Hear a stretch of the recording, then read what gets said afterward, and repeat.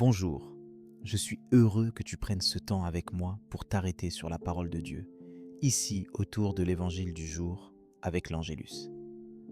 J'aimerais t'accueillir comme on accueille un ami autour d'une table pour ouvrir ensemble les Écritures, chercher la lumière de Dieu et écouter sa voix pour notre vie aujourd'hui.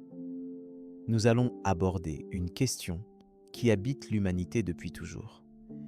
Y a-t-il vraiment une vie après la mort ? Et si oui, à quoi ressemble-t-elle ?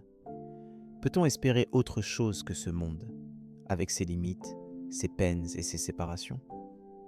Peut-être qu'en ce moment, tu portes dans ton cœur des questions sur l'avenir, sur la mort, sur ce qui vient après. Ou alors, tu es traversé par des doutes, des peurs ou même une certaine lassitude face à la vie présente. L'évangile d'aujourd'hui vient toucher ce point sensible. Et Jésus va nous conduire bien au-delà de nos raisonnements humains. Il nous ouvre un horizon où la vie ne s'arrête jamais, où l'amour ne connaît plus de fin, où nous sommes appelés à être pour toujours avec Dieu. Prends un instant pour t'imaginer ce que pourrait être cette espérance pour toi, au milieu de tes luttes, de tes questions, de tes pertes. C'est justement dans ce contexte, alors que Jésus est à Jérusalem, confronté à l'opposition et au piège des chefs religieux, qu'il répond à une question troublante sur la résurrection. Les Sadducéens, un groupe qui ne croit pas en la résurrection des morts, essayant de le piéger. Mais Jésus, avec la sagesse du ciel, va leur révéler une réalité qui dépasse tout ce qu'on peut imaginer. Il place la résurrection non pas comme un débat théologique, mais comme le cœur même de notre espérance. Écoutons ce que Jésus enseignait ce jour-là. Luc chapitre 20, versets 27 à 40. En ce temps-là, quelques Sadducéens, ceux qui soutiennent qu'il n'y a pas de résurrection, s'approchèrent de Jésus et l'interrogèrent. Non. Maître, Moïse nous a prescrit.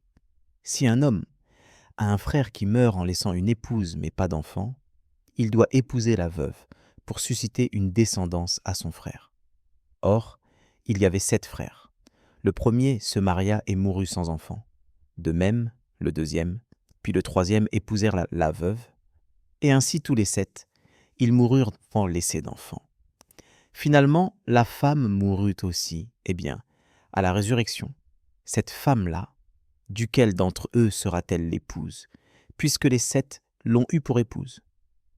Jésus leur répondit, « Les enfants de ce monde prennent femme et mari, mais ceux qui ont été jugés dignes d'avoir part au monde à venir et à la résurrection d'entre les morts ne prennent ni femme ni mari, car ils ne peuvent plus mourir. Ils sont semblables aux anges. Ils sont enfants de Dieu et enfants de la résurrection. Que les morts ressuscitent, Moïse lui-même le fait comprendre dans le récit du buisson ardent, quand il appelle le Seigneur le Dieu d'Abraham, Dieu d'Isaac, Dieu de Jacob. Il n'est pas le Dieu des morts, mais des vivants. Tous, en effet, vivent pour lui. Alors certains scribes prirent la parole pour dire, « Maître, tu as bien parlé. » Et ils n'osaient plus l'interroger sur quoi que ce soit. Jésus, dans ce passage, nous montre que la vie ne s'arrête pas aux limites de ce monde. Quand il parle de la résurrection, il ne décrit pas simplement un prolongement de ce que nous connaissons ici-bas, mais une transformation profonde, un passage vers une vie toute nouvelle.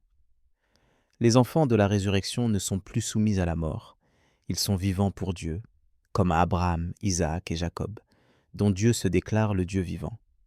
Ce n'est pas un Dieu du passé, mais un Dieu présent, qui nous tient dans sa main au-delà même de la mort. C'est cette vérité qui donne sens à tout notre chemin, à nos deuils, à nos attentes, à nos espoirs. Dans Luc 20, 27, 40, c'est la foi en la résurrection qui change radicalement notre regard sur la vie et la mort. Jésus nous invite à dépasser la logique humaine, à ne pas nous enfermer dans ce qui finit ou qui déçoit, mais à croire qu'il y a un après, une promesse d'éternité, comme Paul le rappelle dans 1 Corinthiens chapitre 15, verset 19. Si nous avons mis notre espérance dans le Christ seulement pour cette vie, nous sommes les plus à plaindre de tous les hommes. Mais non, Christ est ressuscité d'entre les morts, prémisse de ceux qui se sont endormis. C'est la victoire sur la mort qui fonde notre espérance. Alors, comment vivre concrètement cette espérance aujourd'hui? Je t'invite à confier à Dieu toutes tes peurs concernant la mort, toutes tes questions sur l'avenir, et à laisser cette espérance de la résurrection remplir ton cœur. Colossiens chapitre 3, versets 1 à 2 nous encourage. Puisque vous êtes ressuscités avec le Christ, recherchez les choses d'en haut, là où se trouve le Christ, assis à la droite de Dieu. Attachez-vous aux réalités d'en haut, non à celles de la terre. Concrètement, cela veut dire choisir chaque jour de regarder plus loin que les épreuves, de placer ta confiance dans la fidélité de Dieu, de vivre aujourd'hui à la lumière de l'éternité.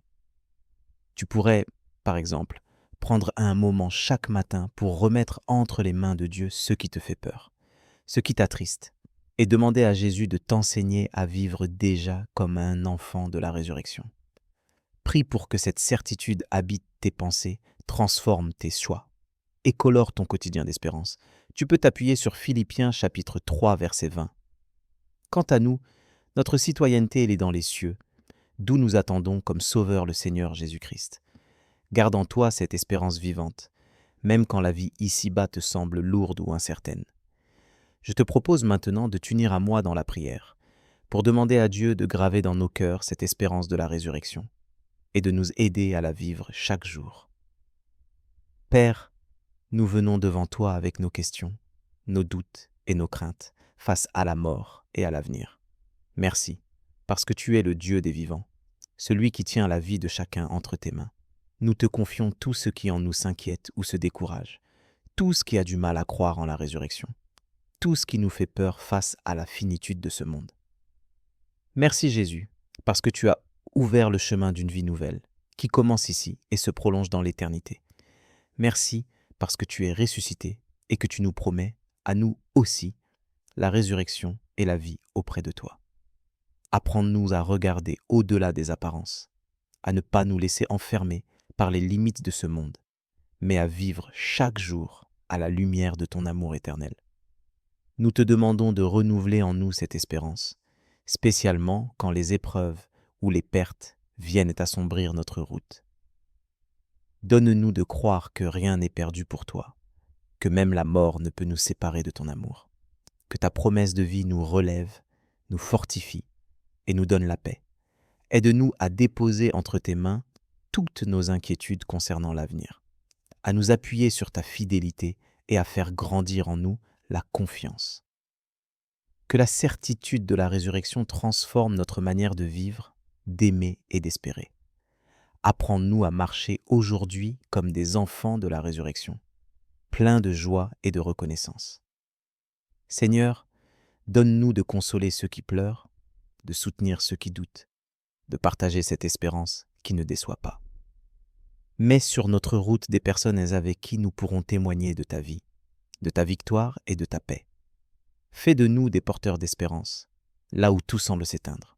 Père, donne-nous la grâce de vivre chaque instant avec toi, de ne jamais oublier que tu es présent, même au cœur des tempêtes.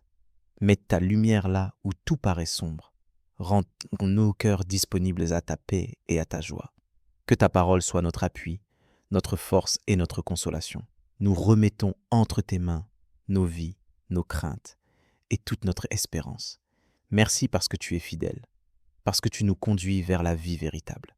Que ta bénédiction repose sur chaque